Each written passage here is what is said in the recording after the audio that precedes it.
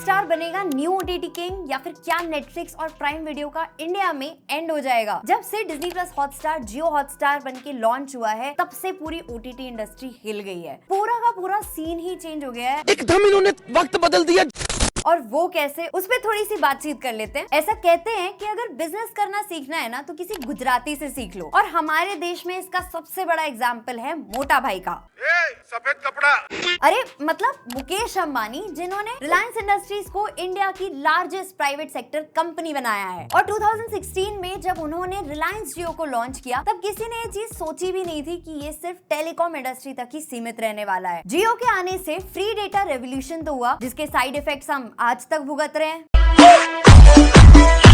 पर इसके साथ साथ जो लोग अपने टीवी सेट से चिपके रहते थे उन्होंने भी ओटीटी प्लेटफॉर्म्स को और ज्यादा एक्सप्लोर करना स्टार्ट कर दिया, और जिससे ओटीटी प्लेटफॉर्म्स का राइज शुरू हुआ। क्योंकि तब तक ओटीटी प्लेटफॉर्म्स एग्जिस्ट तो करते थे लेकिन मासेस में उतने पॉपुलर नहीं थे, और टीवी पे वही इंडियन टीवी सीरियल्स देख के ऑलरेडी जो लोग बोर हो चुके थे उनको चाहिए था कुछ फ्रेश और क्वालिटी कंटेंट जो उन्हें ओटीटी प्लेटफॉर्म से मिला। अब जियो तो बाद में आया, लेकिन अगर आप लोग भी उस जनरेशन से बिलोंग करते हो जब हम सब टीवी की स्क्रीन से स्मार्टफोन की स्क्रीन पे शिफ्ट हुए थे, तो तब 2015 में स्टार इंडिया ने लॉन्च किया था हॉटस्टार को, जो उस वक्त का सबसे बड़ा इंडियन ओटीटी प्लेटफॉर्म बना। क्योंकि उसके पास था स्टार चैनल्स का नेटवर्क जैसे स्टार प्लस, स्टार स्पोर्ट्स, और जो भी रीजनल कंटेंट होता था उसका भी पूरा सिस्टम उनके पास ही था। और हॉटस्टार लोगों में इसलिए भी और ज्यादा पॉपुलर होने लगा क्योंकि नेटफ्लिक्स तब भी एग्जिस्ट करता था, बट ऑनेस्टली अगर बोलूं तो बहुत से लोग ना तब उसका बजट रख पाते थे और ना आज रख पाते हैं। बट हॉटस्टार के लिए भी गेम तब चेंज हुई जब 2017 में हॉटस्टार ने आईपीएल यानी कि इंडियन प्रीमियर लीग के 5 साल के स्ट्रीमिंग राइट्स को एक्वायर किया, वो भी 1800 करोड़ रुपीस देके। इस डील से हॉटस्टार ने आईपीएल के मैचेस को लाइव स्ट्रीम करना स्टार्ट किया और इसके साथ साथ अपने यूजर बेस और अपनी व्यूअरशिप दोनों को ही सिग्निफिकेंटली बढ़ा लिया। और इंडिया में जिस चीज की सबसे ज्यादा इज्जत है, माँ यानी कि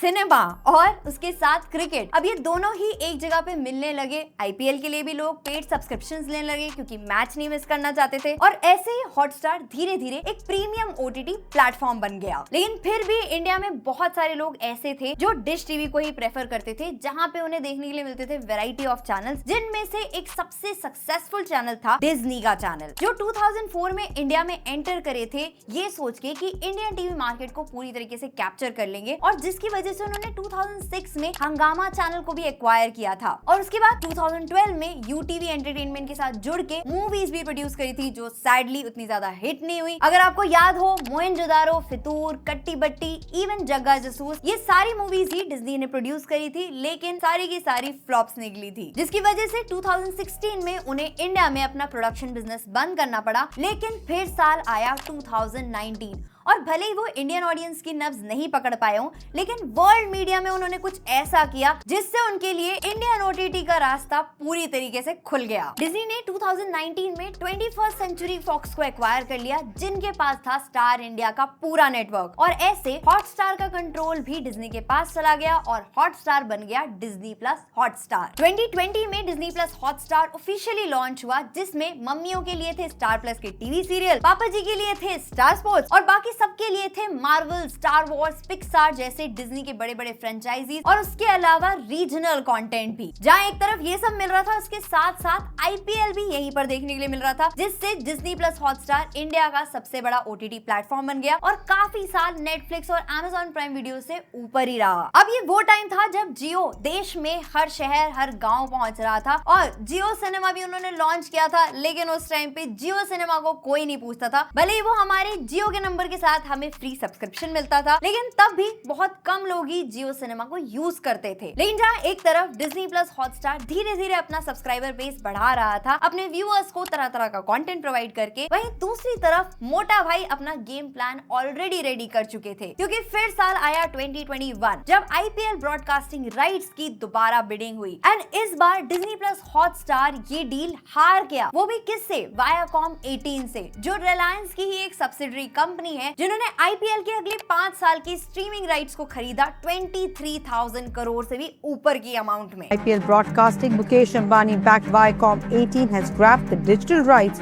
जिसमें टीवी और डिजिटल स्ट्रीमिंग दोनों के ही राइट्स उनके पास थे। लेकिन ये राइट्स खरीदने के बाद भी रिलायंस का जो मास्टर स्ट्रोक था वो था आईपीएल को फ्री में स्ट्रीम करना, वो भी उस प्लेटफॉर्म पे जिसको उस टाइम तक कोई नहीं पूछता था, जियो सिनेमा पर, जिसकी वजह से डिज्नी प्लस हॉटस्टार का सब्सक्राइबर बेस काफी सब्सटैंशियली गिरा और जियो सिनेमा का सब्सक्राइबर बेस बढ़ने लगा। लेकिन इतना ही काफी नहीं था जियो सिनेमा को लोगों के दिमाग में रजिस्टर करने के लिए। इसको एक प्रीमियम प्लेटफॉर्म बनाने के लिए वायकॉम 18 ने पार्टनर किया वार्नर ब्रदर्स डिस्कवरी से, जिससे HBO का जो भी कंटेंट था वो अब जियो सिनेमा पे स्ट्रीम होने लगा। लेकिन इतना ही नहीं, अभी और सुनिए, प्रीमियम ऑडियंस को अट्रैक्ट करने के लिए वायकॉम 18 ने एक और अनाउंसमेंट करी of a multi-year partnership with NBC universal, जिसमें हमें सारी NBC movies and TV shows देखने के लिए मिलती जियो सिनेमा पर। तो जितनी भी प्रीमियम ऑफरिंग्स जो कभी डिज्नी प्लस हॉटस्टार देता था वो सब जियो सिनेमा देने लगा, जिसकी वजह से डिज्नी प्लस हॉटस्टार जो कभी प्रॉफिटेबल था ही नहीं वो और भी ज्यादा लॉसेस में जाने लगा। और फ्री IPL की वजह से तो डिज्नी प्लस हॉटस्टार के सब्सक्राइबर्स और भी ज्यादा गिरने लगे एंड जियो की एग्रेसिव स्ट्रेटजी के सामने डिज्नी टिक नहीं पाया। और इस सब से डिज्नी को एक चीज तो समझ में आ गई कि जियो के सामने इंडियन मार्केट में अकेले सर्वाइव करना बहुत मुश्किल है। और फिर इसीलिए 2024 में रिलायंस के वायकॉम 18 ने ऑफिशियली डिज्नी प्लस हॉटस्टार के सारे एसेट्स को एक्वायर कर लिया, वो भी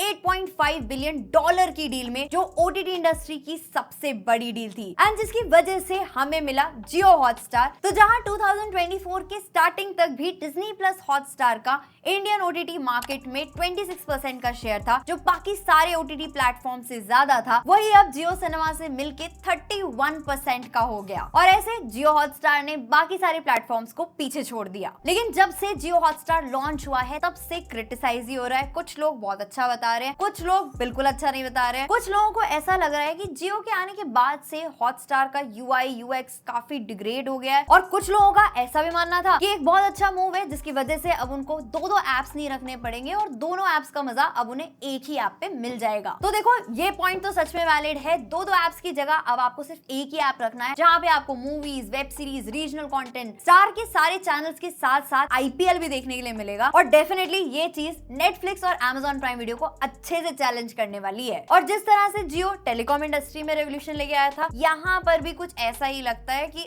आगे चल के आपको जियो हॉटस्टार की एक मोनोपोली देखने के लिए मिल सकती है। अब ऐसा क्यों कि जियो हॉटस्टार OTT इंडस्ट्री का डिसरप्टर हो सकता है और उसको ना तो नेटफ्लिक्स ना ही Amazon प्राइम वीडियो रोक पाएंगे। तो देखो, सबसे पहली तो ये चीज कि भले ही इन ग्लोबल प्लेयर्स के पास एक ब्रॉड इंटरनेशनल अपील वाला कंटेंट हो, लेकिन जियो हॉटस्टार के पास अब एक्सटेंसिव लाइब्रेरीज हैं। वो कंटेंट भी है जो डिज्नी प्लस हॉटस्टार पे अवेलेबल था, और उसके साथ साथ HBO, मार्वल और स्पोर्ट्स कंटेंट भी है, जिससे जियो हॉटस्टार बनता है आपके लिए एक one stop shop for digital entertainment. दूसरी चीज जो जियो हॉटस्टार को नेटफ्लिक्स और Amazon प्राइम वीडियो से स्टैंड आउट कराती है, वो है इसकी कॉम्पिटिटिव प्राइसिंग। तो आपको ये तो पता ही है कि जियो अपनी एग्रेसिव प्राइसिंग से मार्केट को डिसरप्ट करता है, और जो उनकी इंडियन ऑडियंस की समझ है कि पहले तो फ्री की चीज दे दो, उसके बाद उसका प्राइस थोड़ा सा बढ़ा दो, और उसके बाद आराम से जब आपके सब्सक्राइबर्स बेस बढ़ जाए तब अपने प्राइसेस अच्छे से हाइक कर लो। लेकिन तब भी एक कॉम्पिटिटिव प्राइसिंग पे बने रहो और कॉम्पिटिशन को टक्कर देते रहो। इसके साथ साथ IPL को फ्री स्ट्रीम करके जियो सिनेमा ने जो अपना मैसिव यूजर बेस बनाया है, और जितने भी लोग जियो की सिम यूज करते हैं वो लोग भी उनके पोटेंशियल सब्सक्राइबर्स तो बनी जाते हैं। इसके साथ साथ जियो सिनेमा की जो एक्सक्लूसिव डील्स हैं with Bollywoods big production houses, तो वो मूवीज भी अब जियो हॉटस्टार पे ही देखने के लिए मिलेंगी। तो यहाँ पे भी ऐसे ही देखने के लिए मिल सकता है कि आपको अभी काफी कम प्राइस में चीजें देखने के लिए मिल जाए, और जब बाद में सब्सक्राइबर बेस बड़ा हो जाए और हमारे पास कोई और चॉइस ना बचे, तब इनकी प्लान्स की प्राइसिंग में थोड़ा चेंज आ सकता है। लेकिन तब भी जियो हॉटस्टार जो है वो अपने कॉम्पिटिशन से एडवांटेज में ही रहेगा, until and unless जो की प्लेयर्स हैं वो कुछ और यूनिक नहीं करते। तो देखो, जियो हॉटस्टार के लिए जो अभी सबसे बड़ा चैलेंज है वो है उनकी स्ट्रीमिंग सर्विस एंड उनका ऐप एक्सपीरियंस, जिसके लिए जियो सिनेमा के केस में उनको काफी कंप्लेंट्स भी सुनने को मिली हैं। तो अगर वो चीज वो यहाँ पे मास्टर कर लेते हैं तो वो डेफिनेटली प्रीमियम यूजर्स को भी अट्रैक्ट कर सकते हैं। और इसके साथ साथ AI जो आजकल हर जगह यूज हो रहा है, नेटफ्लिक्स और Amazon प्राइम वीडियो भी आपको AI driven personalised recommendations share करते हैं on the content that you consume.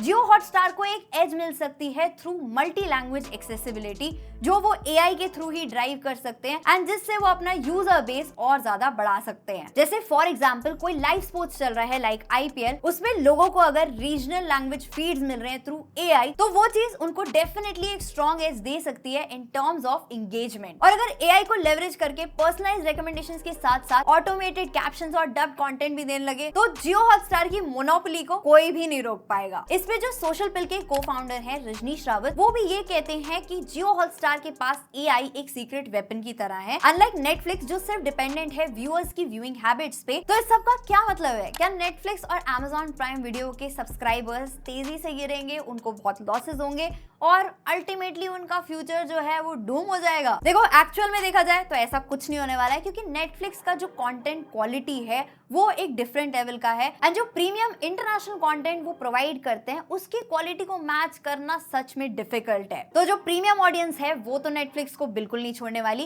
And इसके साथ साथ Amazon प्राइम वीडियो, जिनका ऑल इन वन मॉडल है कि आप 14.99 पे करो और उसमें आप free delivery, music, Amazon prime video सब कुछ ले लो। तो Amazon प्राइम वीडियो पे भले ही पहले कंटेंट लाइनअप थोड़ा वीक था, लेकिन अब उन्होंने भी अपना कंटेंट गेम जो है वो अप करना शुरू कर दिया है, और इसीलिए Netflix and Amazon prime video premium web series and global content के मामले में अभी भी डोमिनेट करेगा, until and unless Jio Hotstar कुछ और नया नहीं लेके आता। तो आपको क्या लगता है कि आने वाले टाइम में कौन सा ओटीटी प्लेटफॉर्म ओटीटी इंडस्ट्री पे राज करेगा, और क्या जियो हॉटस्टार सबको पीछे छोड़ पाएगा या नहीं, और अपनी पोजीशन ओटीटी इंडस्ट्री में बना पाएगा या नहीं? तो वो आप कमेंट करके बता सकते हो। और आप कौन सा ओटीटी प्लेटफॉर्म सबसे ज्यादा यूज करते हो, कौन सा आपका फेवरेट है और क्यों, वो भी आप कमेंट करके बता सकते हो। और अगर आपको थोड़ी बहुत भी इस वीडियो की मेहनत नजर आई हो, वीडियो पसंद आई हो, तो वीडियो को लाइक कर सकते हो, और अगर मन करे अब तक चैनल को सब्सक्राइब ना किया हुआ हो तो चैनल को भी सब्सक्राइब कर सकते हो। मिलते हैं नेक्स्ट वीडियो में, तब तक के लिए गुड बाय।